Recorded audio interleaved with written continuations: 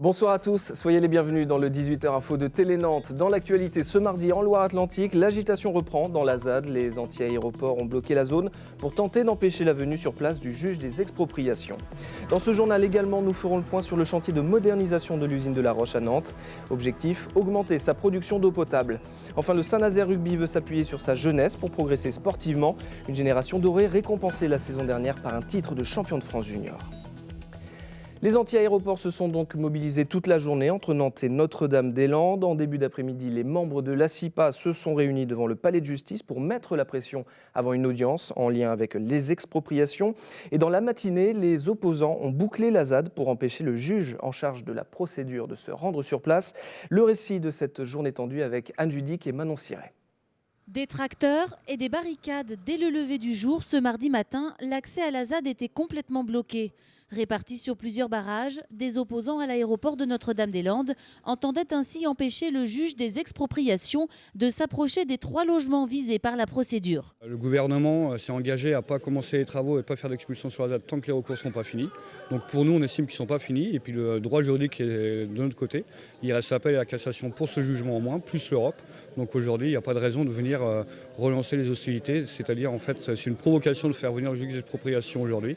Donc on se montre ici pour contrer ça. Selon les zadistes, le juge est venu dans la matinée et a dû faire demi-tour devant un barrage hostile. Impossible pour les médias d'approcher, la tension était palpable, mais il n'y a pas eu d'affrontement. À 14h, c'est au tribunal que les locataires des 3 maisons concernées avaient rendez-vous. Virginie et sa famille sont locataires dans le périmètre de la ZAD depuis 2001. Elle a attendu le juge ce matin. Moi j'ai des émeus, j'ai des perroquets, j'ai plein d'animaux, des poules, des oies, et j'en passe. Quoi. Donc leurs logements sociaux ou HLM, je ne peux pas les mettre ni dans une chambre ni dans un balcon. Voilà. C'est pour ça que je voulais qu'ils viennent aujourd'hui pour constater et voir dans quel cadre de vie et par rapport à ce qu'ils nous proposent de relogement, rien ne correspond à dans quel cadre on vit. L'audience avait pour objectif de fixer les indemnités de départ des locataires avant une éventuelle procédure d'expulsion. La décision sera rendue le 20 octobre. Et dans ce contexte de tension écologique, les assises des déchets commenceront demain à Nantes pour des débats sur l'éco-conception et le recyclage notamment. Et parmi les participants, il y aura Ségolène Royal, la ministre de l'écologie, a confirmé sa présence. Didier Barbeau et sa maîtresse Stéphanie Livet seront jugés devant la cour d'assises de Loire-Atlantique du 14 au 22 janvier prochain. Le couple est soupçonné d'avoir assassiné Anne Barbeau, l'épouse de Didier Barbeau. La jeune femme avait disparu à Vritz en mars 2013. Son corps avait ensuite été retrouvé calciné dans le corps de sa voiture. C'est un chantier colossal pour Nantes Métropole, la rénovation de l'usine de production d'eau potable de La Roche. Le site a été construit au début des années 70 et sa modernisation devrait être terminée à l'horizon 2020. Coût total 64 millions d'euros. Et objectif de l'opération, augmenter les capacités de production de l'usine. Les précisions avec ce reportage d'Éric Egon.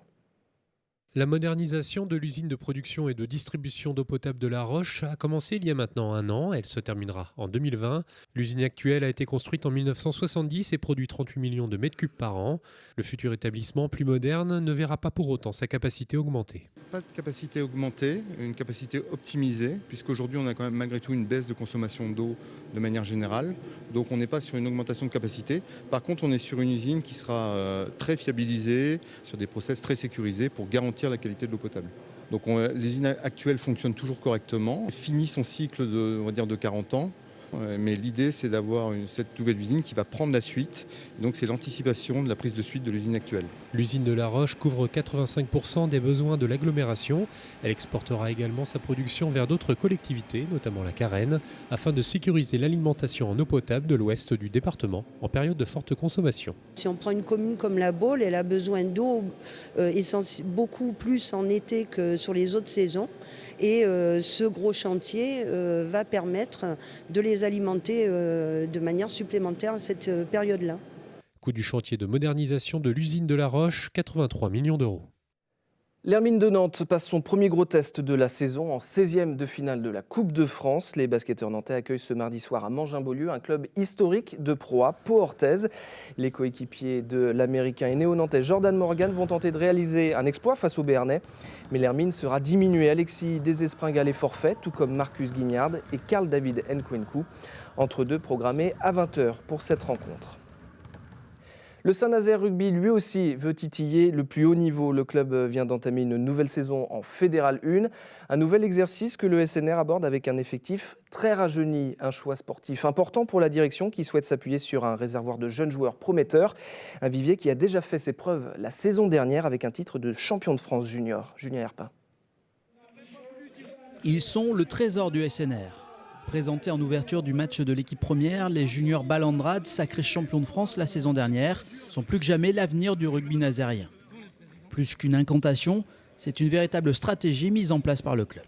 Si on veut tendre vers un niveau sportif de très haut niveau, un senior et notamment avoir un projet en Fédéral 1 de haut niveau, ça passe aussi par des jeunes formations de haut niveau. Que ce soit de l'école de rugby jusqu'à senior, l'idée c'est d'avoir des phases où on est structuré pour en fait chaque palier soit au niveau sportif et performance en adéquation avec l'ensemble du projet du club et à terme d'ici top 2020 avoir au moins 40 à 50% de l'effectif qui soit composé de la filière jeune du club. Et d'ores et déjà, la jeunesse est au pouvoir dans le groupe de Fédéral 1 conduit par Cédric Mollet. Les recrues estivales ont 23 ans de moyenne d'âge et ce dimanche, face à Bergerac, la vitesse et l'insouciance rouge et noire ont rapidement fait la différence. Des atouts qui ne doivent pas devenir des inconvénients. On est une équipe jeune avec il y a 4-5 vieux pour encadrer tout ça, donc c'est normal, mais c'est aussi, on est perfectible encore, quoi. Donc on doit bosser aussi là-dessus, mais c'est encourageant. J'ai vu des trucs satisfaisants et je savais aussi qu'il y avait des choses encore à travailler. Elles l'ont confirmé lors des matchs, donc on n'est pas surpris.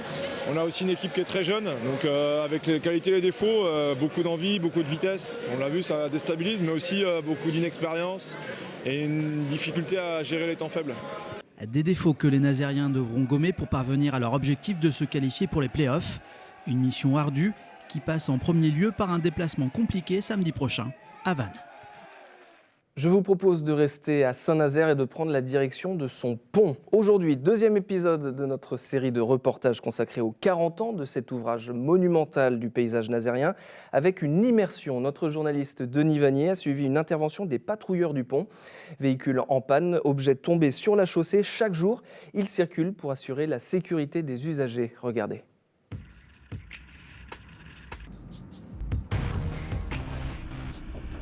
Je travaille depuis septembre 2001 sur ce secteur, donc la section Guérande de Saint-Nazaire 2x2, y compris le pont de Saint-Nazaire. On effectue une patrouille quotidienne sur le secteur. À l'heure qu'il est, c'est bon, c'est fluide.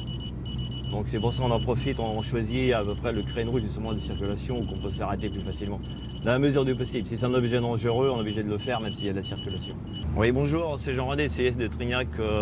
Je vais m'arrêter au niveau du parti 15-18 pour ramasser un objet sur la bande cyclable. Donc je te rappelle en fin d'intervention. C'est un enjoliveur qui est sur la bande cyclable. Donc ça oblige les cyclistes à se déporter, donc c'est dangereux.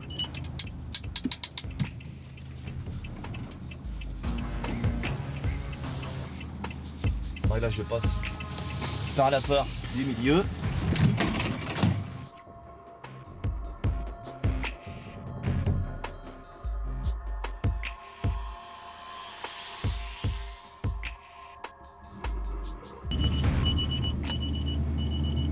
Ouais, Jean-René, CIS de Trignac, donc ça y est, j'ai récupéré l'objet, donc fin d'intervention pour moi.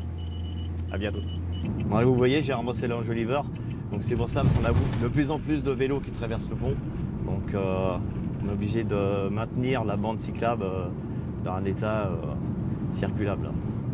Les gens se rendent compte du danger de notre métier, c'est quand ils tombent en panne sur la route et qu'ils restent un moment comme ça, ils se rendent compte la difficulté qu'on a de travailler sur la chaussée en permanence. Depuis la mise en place du radar tronçon sur le pont, ça a considérablement amélioré les conditions d'intervention, du fait que les gens sont quand même limités à 70 km/h. On retrouve moins de situations en fait à risque, cependant il faut toujours rester vigilant. Et demain, dans le 18h Info, vous découvrirez le centre névralgique de ce pont de Saint-Nazaire, son centre de contrôle routier. Il gère la circulation des 30 000 véhicules qui empruntent chaque jour ce pont. C'est la fin de cette édition. Merci beaucoup de l'avoir suivi. Je vous souhaite une très bonne soirée sur notre chaîne et à demain.